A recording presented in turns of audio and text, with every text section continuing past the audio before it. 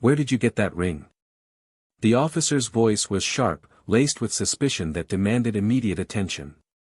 The question wasn't friendly. It wasn't curious. It was an accusation. A question that carried an undertone so heavy it made the air in the park feel suffocating. People who had been enjoying their sunny afternoon paused, their laughter fading as their gazes turned to the scene unfolding near the old oak bench. It's mine, came the measured response, steady but tinged with disbelief. His voice held dignity, a lifetime of respectability in every syllable, but also a hint of shock. Why would this man, an authority figure no less, assume otherwise? The officer's lips curled into a smirk, the kind that bore no warmth. Yours? You mean you stole it? The words weren't loud, but they cut through the ambient sounds of children playing and birds chirping, commanding attention. A few onlookers drew closer, pretending to stretch or take their time passing by, curiosity pulling them into the spectacle. The man straightened his shoulders. He wasn't young, but he was proud, the kind of pride that came from years of working hard, doing right, and earning every piece of his life. He raised his hand slightly, allowing the sunlight to catch the gleam of the gold band. This ring has been in my family for generations. It belonged to my father. And his father before him. The officer didn't step back. Instead, he moved closer, his shadow now looming over the seated figure. A nice story. Too nice, he spat, his tone thick with venom. I've heard plenty of thieves spin tales like yours. Let's cut the crap. Hand it over. The moment was surreal. A man who had done nothing wrong, sitting peacefully in a park, now accused, judged, by a stranger in uniform. A stranger who was supposed to protect him. I said, hand it over. This time, the officer's voice rose, sharp and commanding, drawing more attention. The man hesitated. Could he resist? Would it escalate if he did? A hand shot out, faster than the man could react, and the gold ring was yanked from his finger. There. That wasn't so hard, was it? The officer's voice dripped with mockery, his grin wide and self-satisfied. For a moment, there was silence. The kind that feels too loud in its emptiness. The man stared at his now bare hand, at the faint indentation left by a ring he hadn't removed in years. A piece of his history stolen right in front of him, in broad daylight, by the very person who should have protected him from such an injustice. The officer turned his back, as if the encounter were over, as if this man didn't matter. Why? The question was quiet but firm. Why would you do this to me? The officer glanced over his shoulder, the smirk still plastered on his face. Because I can. The humiliation was palpable. Those words, because I can, hung in the air, heavier than the warm breeze. A few people shuffled uncomfortably, their eyes avoiding the man's as though they were complicit in his shame. No one stepped forward. No one said a word. But what the officer didn't realize was that the man wasn't alone. And the son he had raised to be strong, disciplined, and fair was already on his way. A son who would demand answers. A son who wouldn't let this injustice go unpunished. What happens next will leave everyone, onlookers, the officer, and you, utterly speechless. How does a moment of power and privilege turn into a reckoning no one saw coming? Stay with us to find out. Before diving into today's story, we want to take a moment to express our unwavering support for the Black community and our commitment to fighting against any form of racism or discrimination. Here at Plow of Twist, we believe in justice, equality, and the power of storytelling to inspire change. Today's narrative is a tale of injustice, resilience, and redemption. If you enjoy stories like this that shine a light on important issues and deliver impactful twists, don't forget to subscribe to the channel and hit the notification bell. Your support helps us continue sharing these important stories. Now, let's get into it. Enjoy the journey. The morning sun painted the city park in shades of gold, casting long shadows across the sprawling green space.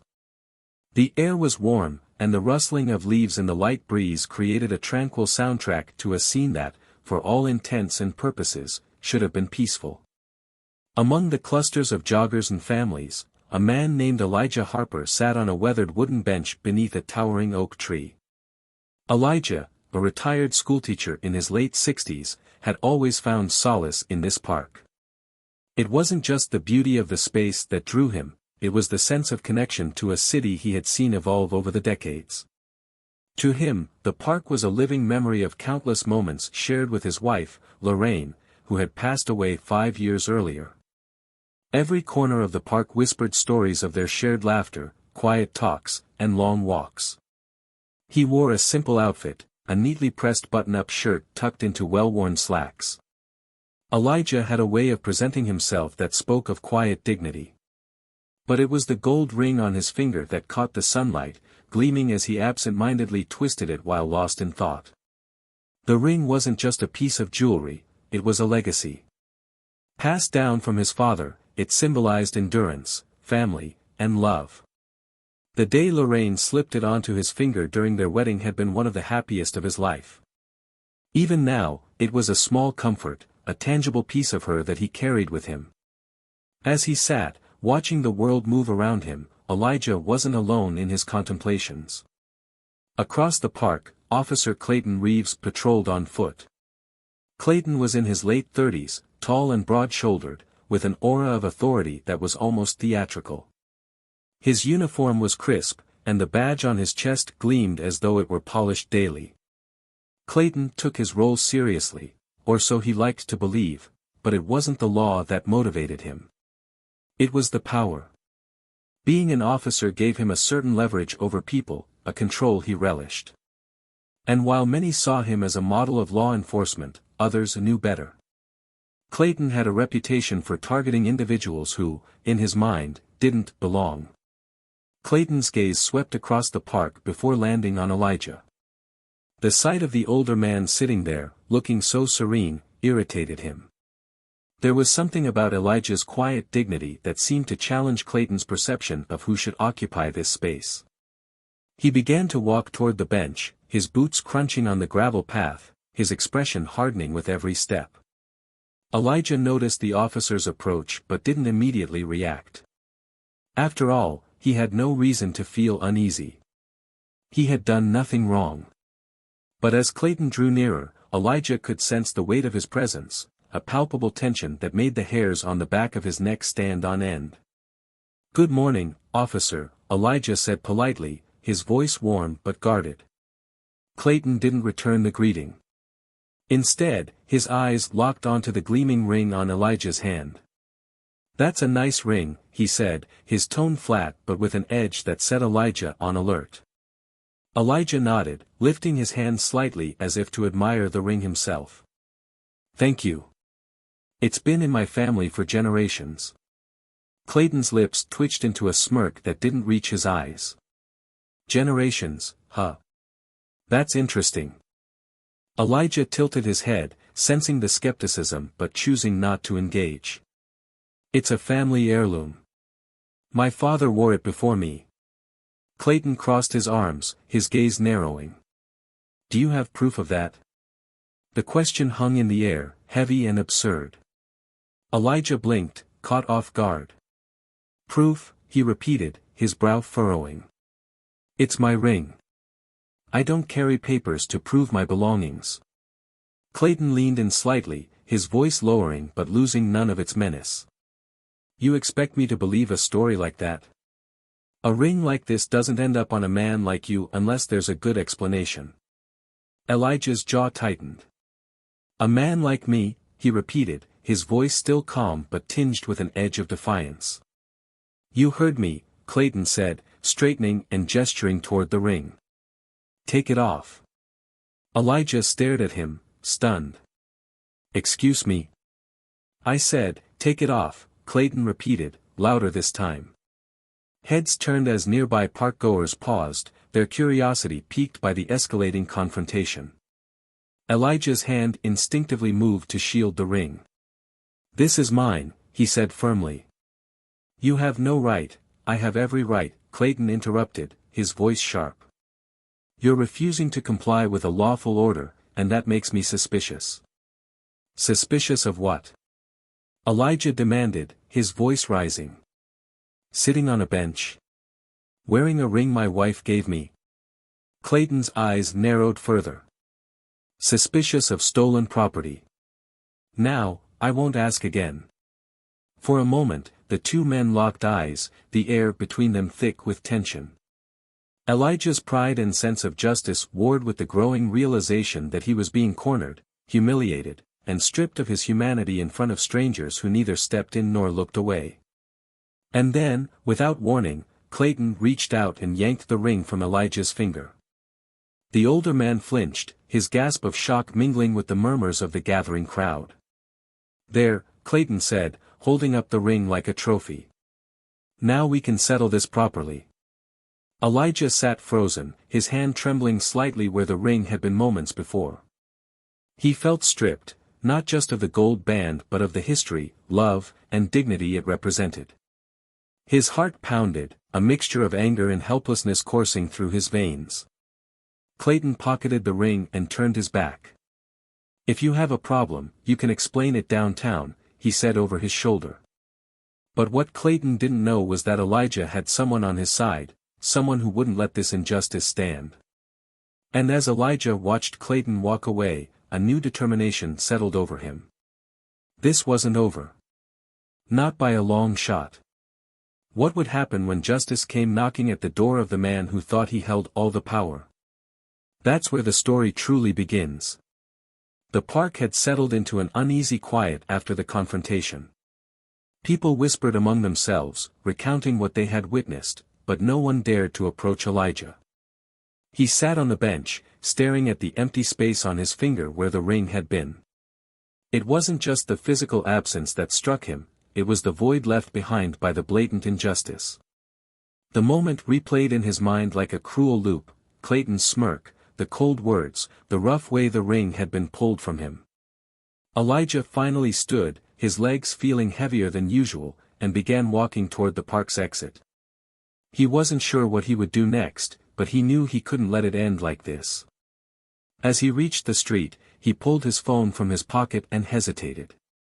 A deep breath steadied his shaking hands before he dialed a familiar number. "Dad?" The voice on the other end was calm but immediately concerned. "I need to see you," Elijah said, his voice quieter than he intended but firm. "Something happened." There was a pause, then, "I'm on my way." "Where are you?" Elijah gave the location and hung up. He leaned against the lamppost, feeling the weight of his emotions pressing down on him. The anger, the shame, the disbelief, it was all too much. But he wouldn't let it consume him. Not yet. He had someone in his corner, someone he trusted implicitly. Minutes later, a sleek, dark car pulled up to the curb, and a man in his late 30s stepped out. Dressed in a sharp suit, his presence radiated authority. This was Elijah's son, Malcolm Harper. As chief of police in the city, Malcolm had earned a reputation for being fair, driven, and unrelenting when it came to justice.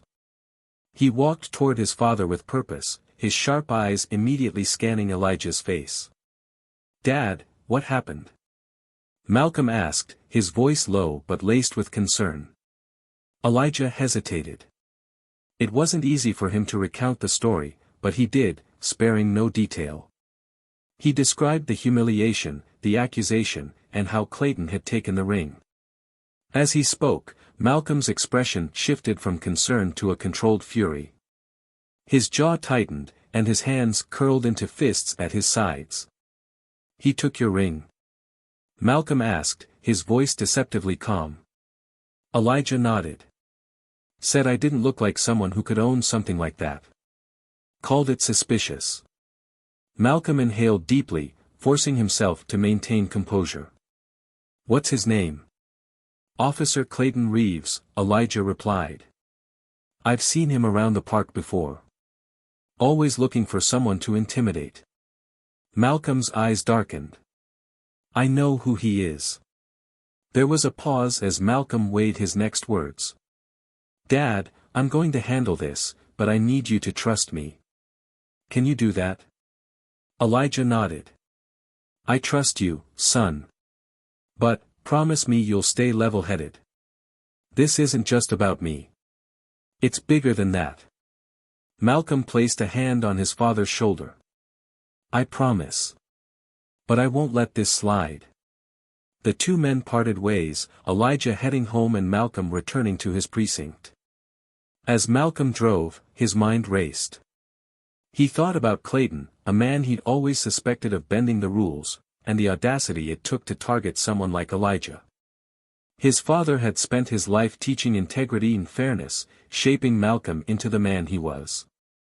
And now, someone had dared to strip that dignity away from him. At the precinct, Malcolm called his deputy into his office.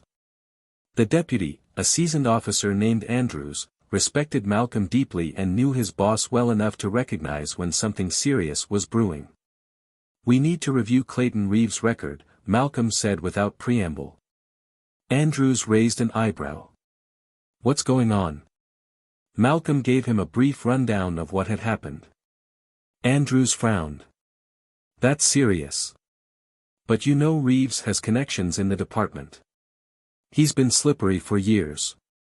Not this time, Malcolm said firmly. I want every complaint, every disciplinary note, every questionable action. Pull his file and bring it to me. Andrews nodded. Understood. As Andrews left, Malcolm leaned back in his chair, his mind racing.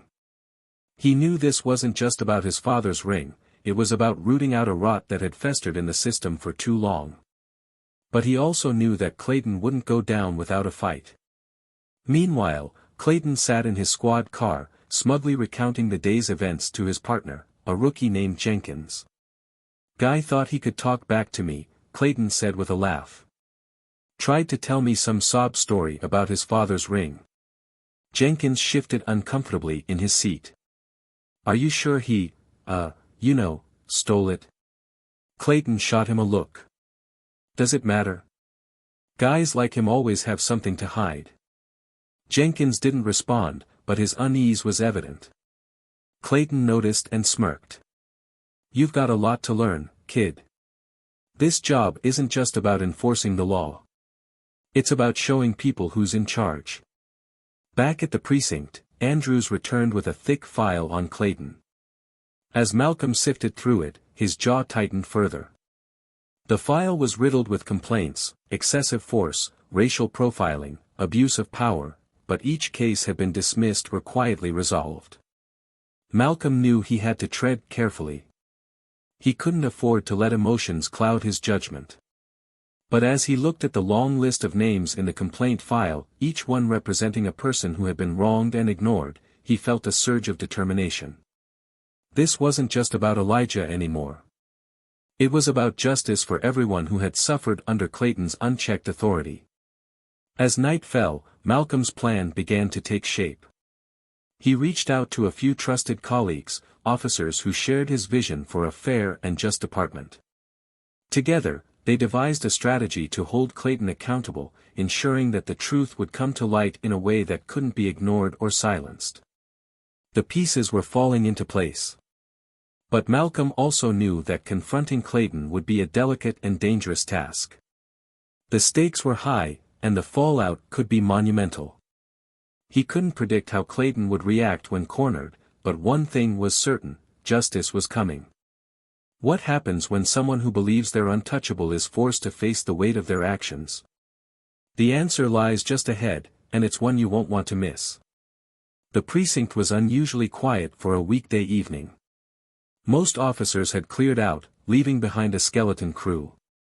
The air hummed with a strange tension, a quiet unease that seemed to cling to the walls. Malcolm Harper sat at his desk, his sharp eyes fixed on the file in front of him. Every page was damning. Every complaint against Clayton Reeves painted a clearer picture of a man who had built his career on intimidation, manipulation, and unchecked power. Malcolm glanced at the clock. It was almost time.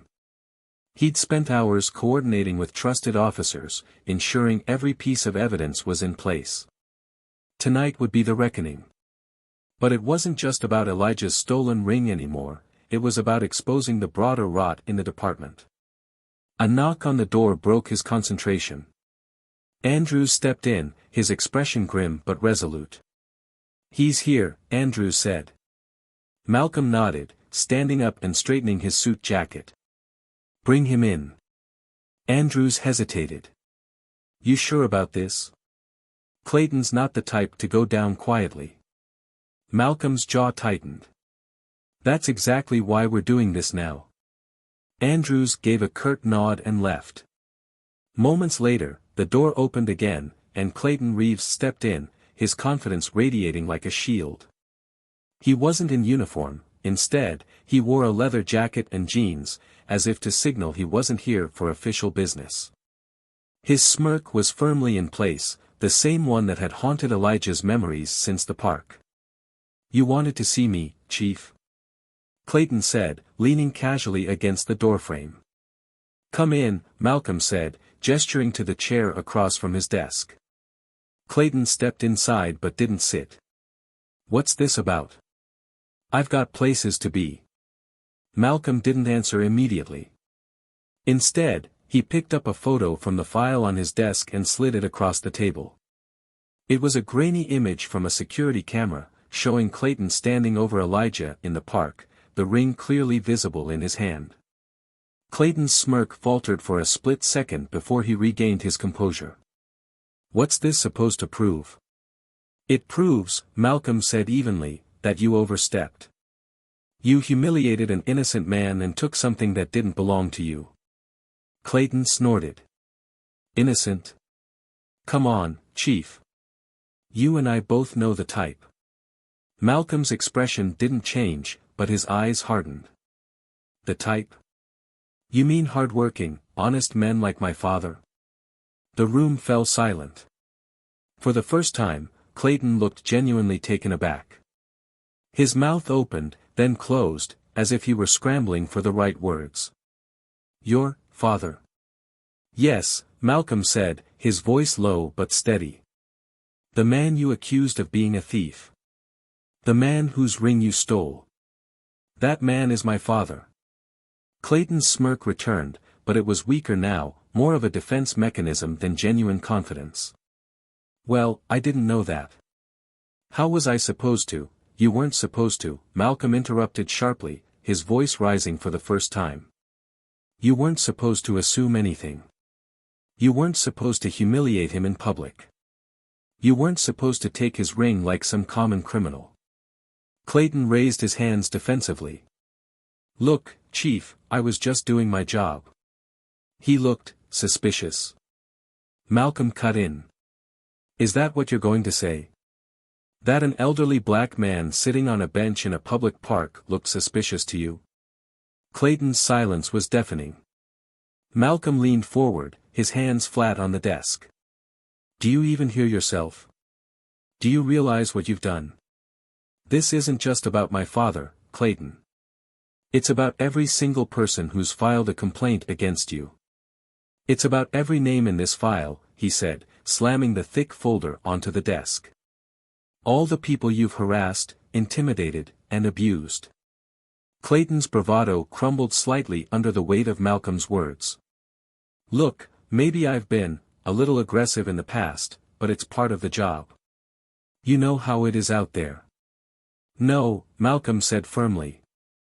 "That's not the job. The job is to protect and serve.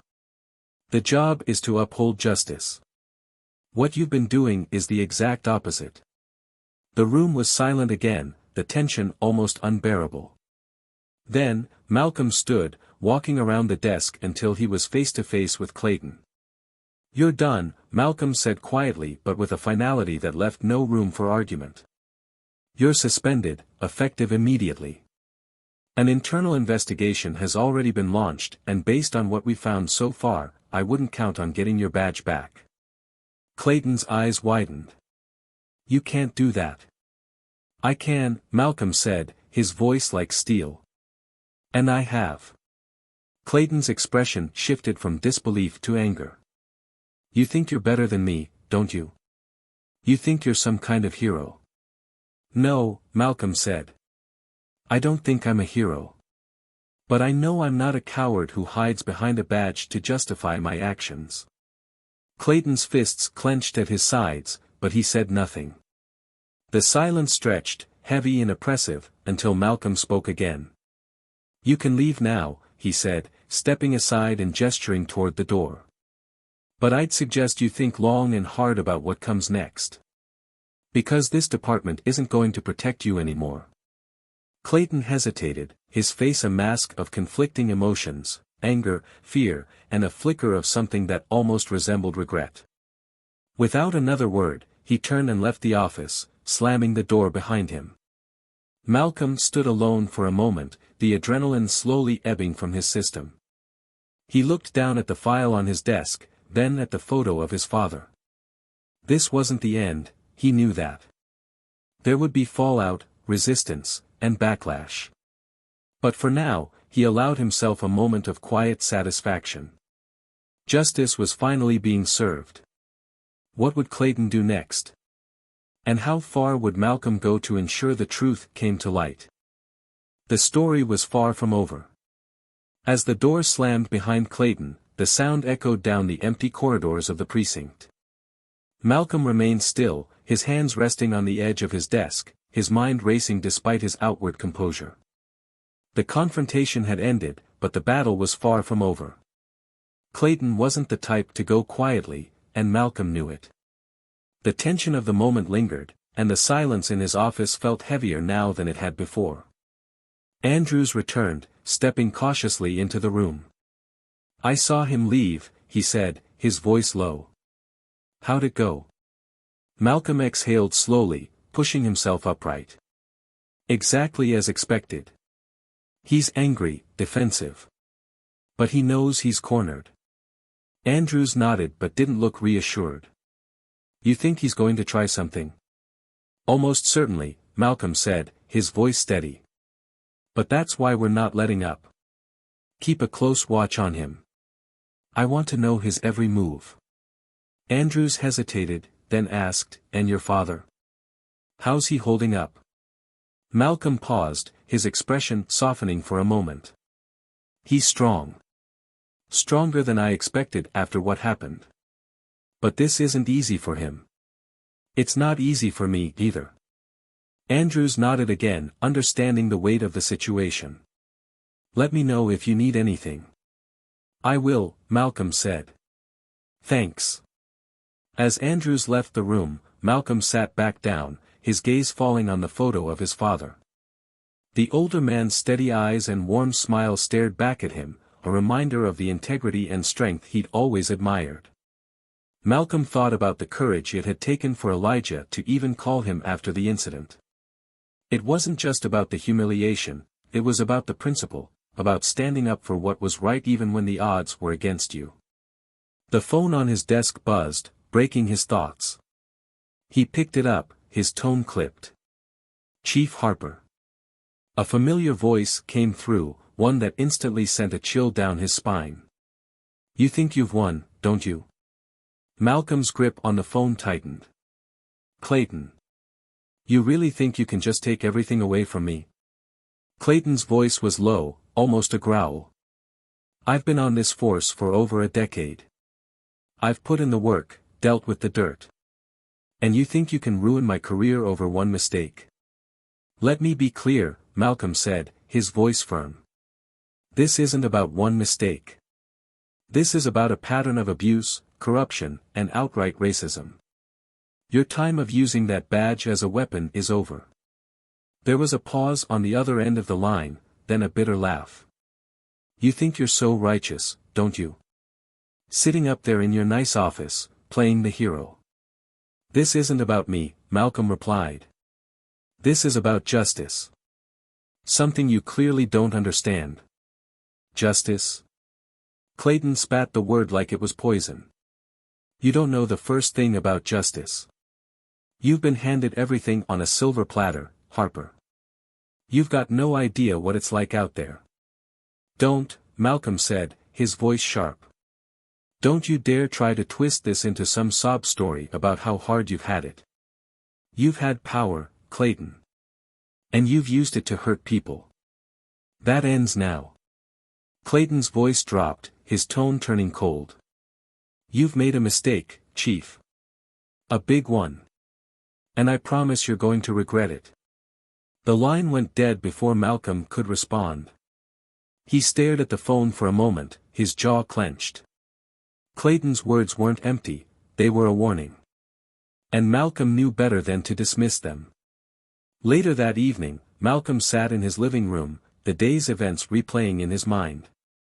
The exhaustion was setting in, but sleep felt like an impossibility. His father, Elijah, sat across from him, a steaming cup of tea in his hands. They hadn't spoken much since Elijah had arrived, but the silence was comfortable, a shared understanding passing between them. Finally, Elijah broke the quiet. You've done more than I could have asked for, he said softly. But I worry. Malcolm looked at him, his brow furrowing. About what? About what this fight might cost you, Elijah said, his voice tinged with concern. Men like Clayton, they don't back down easily. And you're putting yourself right in his path. Malcolm leaned forward, resting his elbows on his knees. Dad, I can't let this go. What happened to you, what's happened to so many others, it's not right. If I don't stand up now, who will? Elijah studied his son for a moment, pride and worry mingling in his eyes. You've always had a strong sense of justice, he said. You got that from your mother.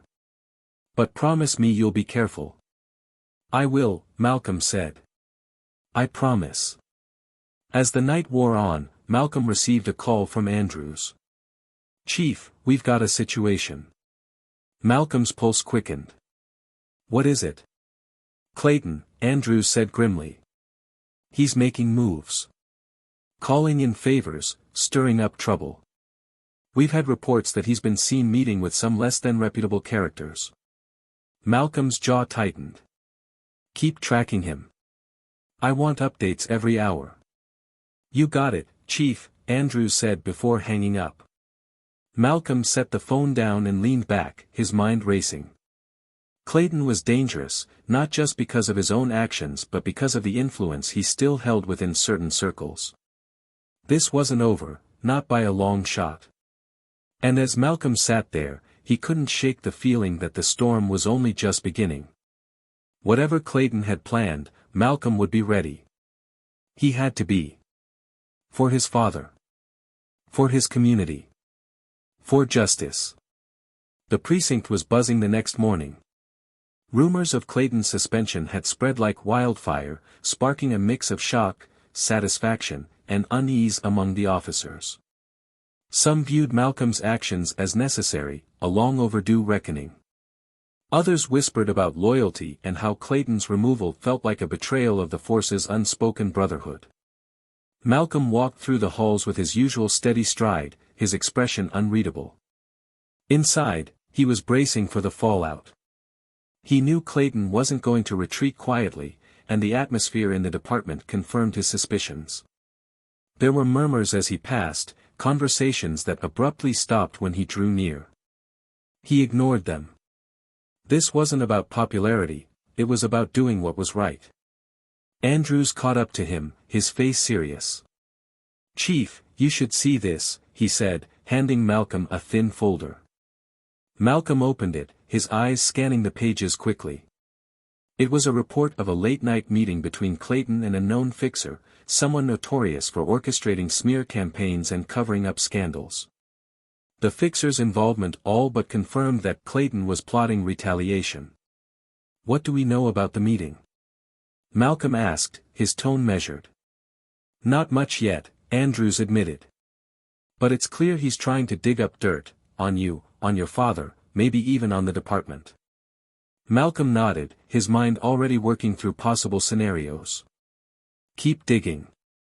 If Clayton's making moves, we need to stay a step ahead. As Andrews left, Malcolm sat at his desk, his thoughts swirling. Clayton's desperation was dangerous, but it also made him sloppy. Malcolm had to trust that the truth would prevail, even if the road to get there was rocky. Meanwhile, Elijah was grappling with his own emotions. He had stayed mostly quiet after the confrontation with Clayton, choosing to let Malcolm handle the fallout. But now, as he sat in his modest living room, the weight of the situation pressed down on him.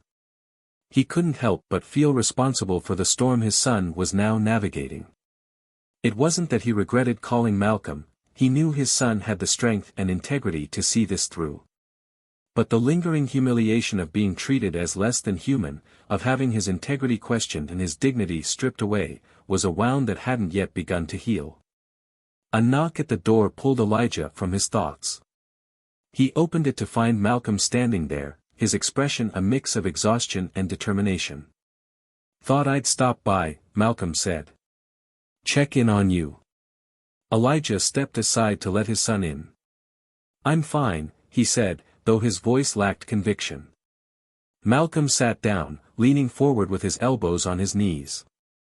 "I know this isn't easy, Dad. But we're making progress.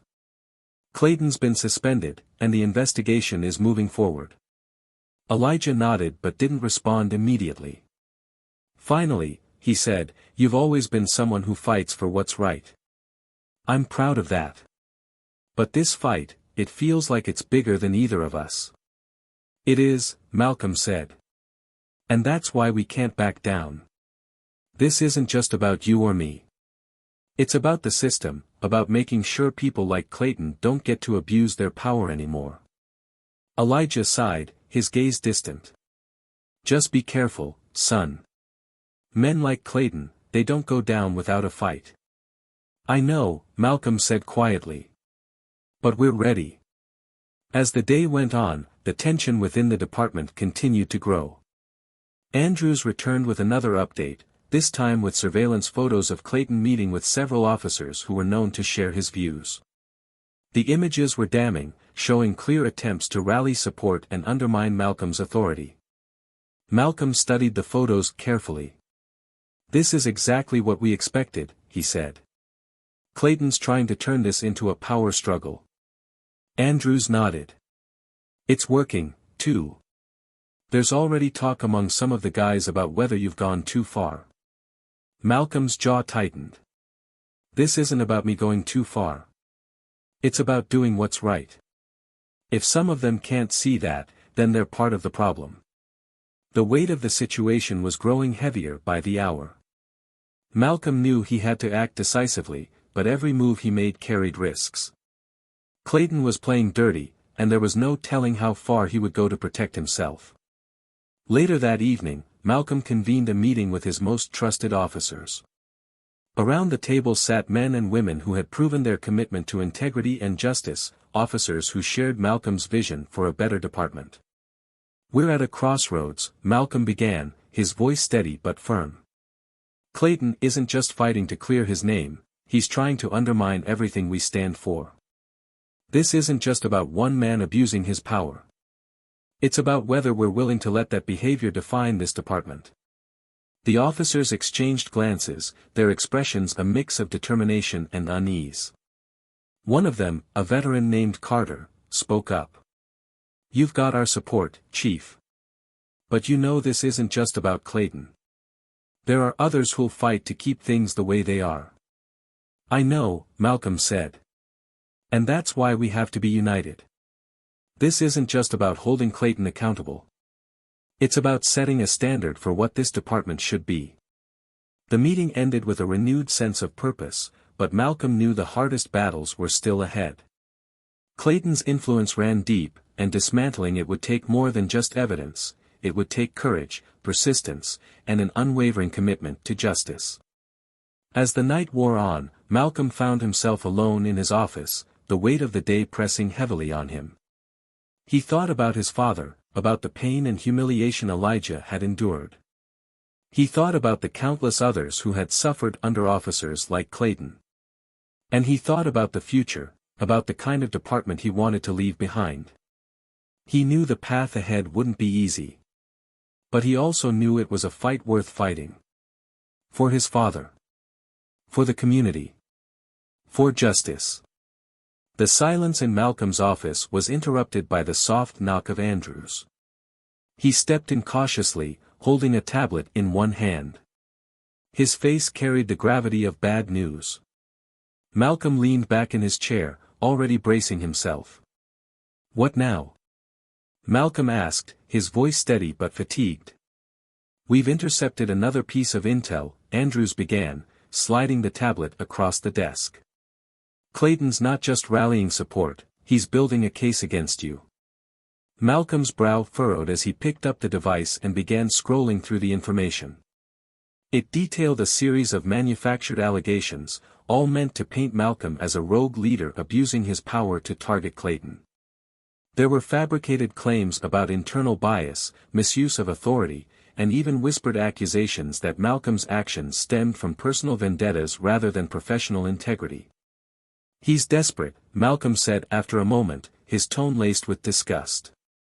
"But we can't underestimate him. This isn't just about saving himself, he's trying to flip the narrative." "That's not all," Andrews added hesitantly. "We've also confirmed that he's been meeting with several officers sympathetic to his cause. They're planning something, but we don't have all the details yet." Malcolm set the tablet down, exhaling deeply. He wasn't surprised, but the reality of Clayton's machinations was no less infuriating. "We need to stay ahead of him," he said. "Keep monitoring everything. I don't want to be blindsided." Andrews nodded, but his expression remained troubled. "Chief, there's something else you should consider. The longer this drags on, the more divided the department becomes. We've got good people questioning their loyalty because of the noise Clayton's making. This could spiral if we're not careful." Malcolm's jaw tightened. He knew Andrews was right. Clayton's strategy wasn't just about self-preservation, it was about sowing discord and weakening Malcolm's authority. "We need to remind everyone what we stand for," Malcolm said finally. "Bring the team together. Reaffirm our mission." "Understood," Andrews said. He hesitated before adding, "You're not alone in this, Chief. Remember that." Malcolm gave a small nod, appreciating the sentiment. But as Andrews left the office, the weight of the situation settled heavier on Malcolm's shoulders. He wasn't just fighting Clayton, he was fighting the corrosive culture that Clayton represented, a culture that had taken root long before Malcolm's tenure. Later that day, Malcolm stood in front of a room filled with officers. It was a mandatory meeting, one designed to address the growing tension within the department.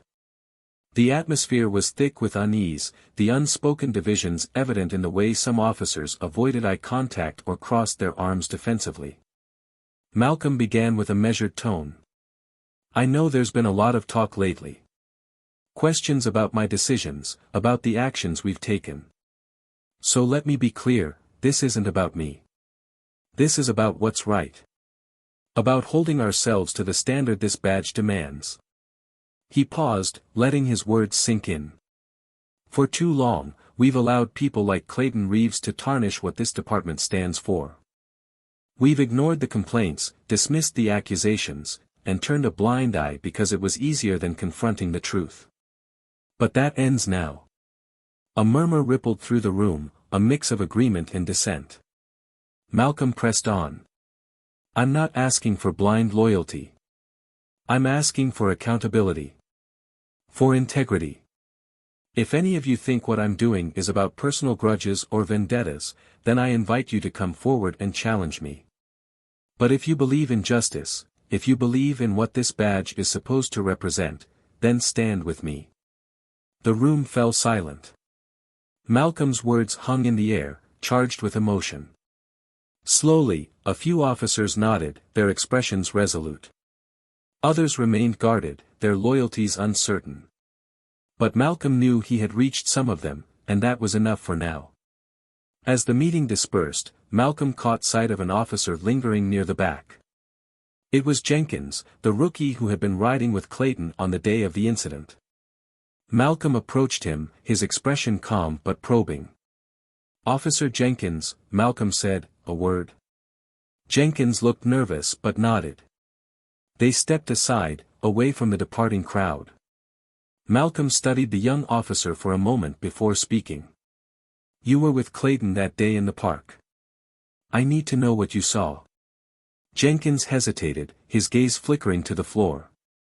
Chief, I didn't agree with what he did. But he's been on the force a long time. People respect him. I didn't think it was my place to. It's always your place to do what's right, Malcolm interrupted gently but firmly. This isn't about loyalty to an individual. It's about loyalty to the principles we swore to uphold. Jenkins nodded slowly, guilt etched into his features.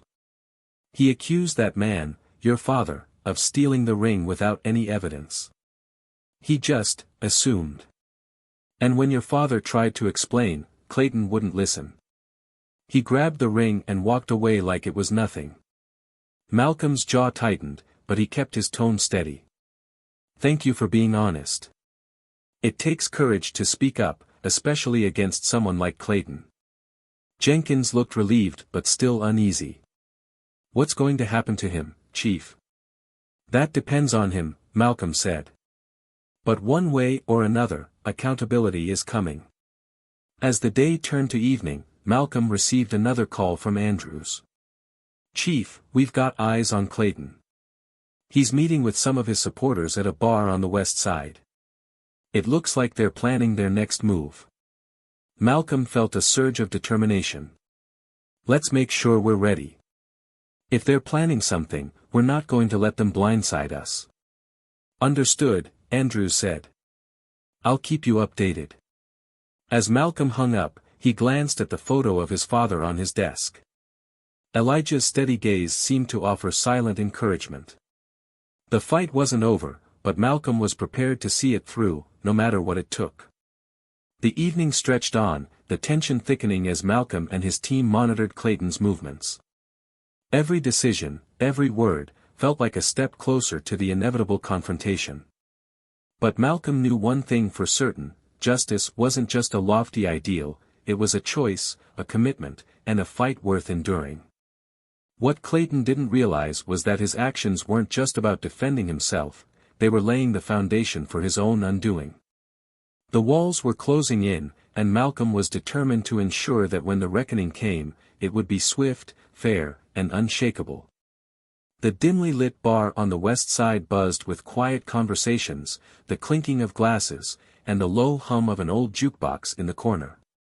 Clayton Reeves sat at a corner table, his back to the wall, a cigarette dangling from his fingers. Around him were 3 other officers, all of them leaning in, their voices hushed but intense. We need to act fast, Clayton said, his tone sharp. Harper's not just trying to ruin me, he's trying to destroy everything we've built here. If he gets his way, this department will turn into a circus of appeasement. One of the officers, a burly man named Simmons, frowned.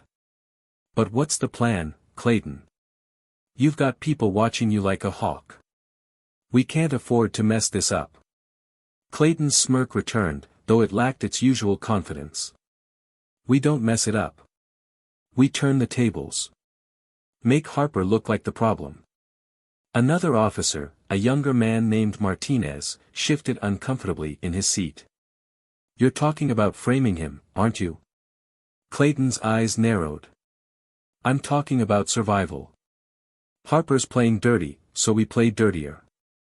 If we don't, he's going to bury us. Martinez glanced at Simmons, his discomfort evident. I don't know, man. This feels wrong. Wrong? Clayton snapped, his voice rising slightly. What's wrong is letting some self-righteous Boy Scout tear apart the foundation of this department. You think he cares about us? About what we've been through? He's out for blood, and if you don't have the stomach to fight back, you might as well leave. Simmons put a hand on Martinez's shoulder, silencing him. We're in, he said firmly. What's the move? Clayton leaned in, his voice dropping to a conspiratorial whisper. Harper's got skeletons. Everyone does. We just have to find his. What Clayton didn't know was that a pair of sharp eyes was watching him from across the bar. Jenkins sat at a stool near the counter, nursing a soda, his ears straining to catch every word. The rookie's hands trembled slightly as he jotted down notes on his phone, careful not to draw attention to himself. He had followed Clayton here after overhearing Simmons mention the meeting earlier that day. Now, Jenkins found himself in the middle of a storm far bigger than he had anticipated. As soon as Clayton's group began to disperse, Jenkins slipped out the back, his heart pounding. He knew what he had to do, but the thought of going against Clayton terrified him. The older officer had been a looming figure in Jenkins's short career, someone who commanded both fear and begrudging respect. But as Jenkins drove toward the precinct, his fear began to transform into resolve. He couldn't stay silent any longer. When Jenkins arrived at the precinct, the building was mostly empty. He made his way to Malcolm's office, knocking hesitantly before stepping inside. Malcolm looked up from his desk, his sharp gaze immediately locking onto the young officer's nervous expression. "Jenkins," Malcolm said, his tone calm but probing. "What brings you here?" "I need to talk to you, Chief," Jenkins said, his voice shaky but determined. "It's about Clayton." Malcolm gestured for him to sit, leaning forward with his elbows on the desk. "I'm listening." Jenkins took a deep breath, then began recounting everything he had witnessed and overheard at the bar. He described Clayton's plans to discredit Malcolm, the discussions of framing him, and the growing support Clayton was rallying among certain officers. As Jenkins spoke, Malcolm's expression hardened, though he remained silent until the rookie had finished. When Jenkins finally stopped, the room fell into a heavy silence. Malcolm leaned back in his chair, his mind racing. "You realize the risk you've taken by coming to me with this," he said finally. Jenkins nodded. "I know. But I couldn't sit back and let him get away with it. What he's doing, it's not right." Malcolm studied Jenkins for a moment, then gave a small nod. "You did the right thing. But this isn't going to be easy. Clayton's desperate, and desperate men make dangerous moves. What do we do now?" Jenkins asked, his voice barely above a whisper. "We build our case," Malcolm said firmly. "Piece by piece. Everything you've told me, everything we've gathered, it's time to put it all together." The next few days were a whirlwind of activity. Malcolm and his trusted team worked tirelessly, compiling evidence, corroborating witness statements, and cross-referencing every detail in Clayton's file. The picture they painted was damning, a career built on manipulation, intimidation, and outright corruption. Meanwhile, Clayton's attempts to undermine Malcolm became more brazen. Anonymous tips accusing Malcolm of misconduct began flooding the department's hotline. Social media posts appeared, spreading rumors about Malcolm's supposed vendettas and personal biases. But for every false claim Clayton threw out, Malcolm's team countered with cold, hard facts. The tension within the department reached a boiling point. Officers found themselves divided, some aligning with Malcolm's vision for a just and accountable force, others clinging to Clayton's old-school mentality. The air was thick with unease, every interaction laced with suspicion and mistrust.